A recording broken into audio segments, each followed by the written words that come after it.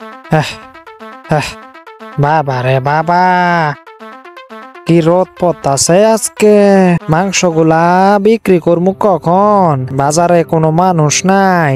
আজকে যে খিদে লেগেছে না, চারিদিকে খাবারের কোনো সন্ধানও নেই।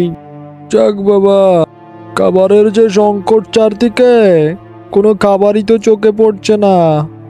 যাই তো একটু সামনে গিয়ে দেখি, গোশত দোকানের পাশে গেলে যদি একটু গোশত পাই।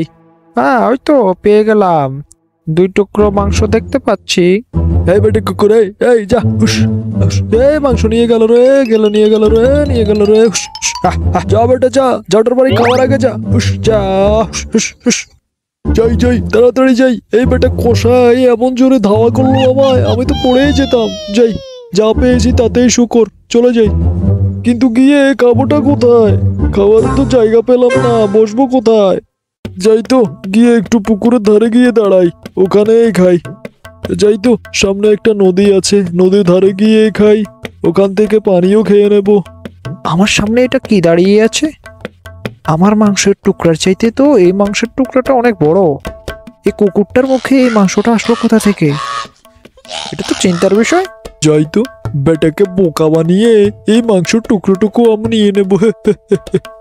তবে বেটাকে ঝাপসা ঝাপসা দেখা যাচ্ছে, সুন্দরভাবে দেখা যাচ্ছে না।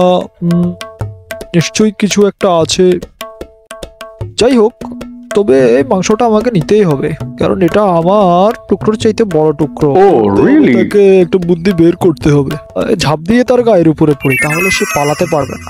তখনই আমি মাংসটা পেয়ে যাব। যাক বাবা, এবারটা কোথায় পালালো? এটাকে তো দেখতে পাচ্ছি না এখন। কোথায় কুকুরটা, কোথায় আর মাংসটাও বা কোথায়? ওমা, কিছুই তো খুঁজে পেলাম না। যাক, এই কুকুরটাও দেখা যায় ধূর্ত কুকুর। আমার তো খিদে লেগেছে, আমার টুকরোটা কোথায়? আমারও তো খিদে লেগেছে, আমার মাংসের টুকরোটা কোথায়? ওমা, এটাও তো খুঁজে পাচ্ছি না, কোথায় গেল এটা? হায় সর্বনাশ, এটা কি হলো? এখন আমি কি খাবো?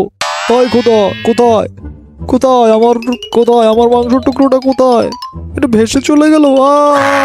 যাইস না, দাঁড়া, আমি তোকে তো খাবো, দাঁড়া।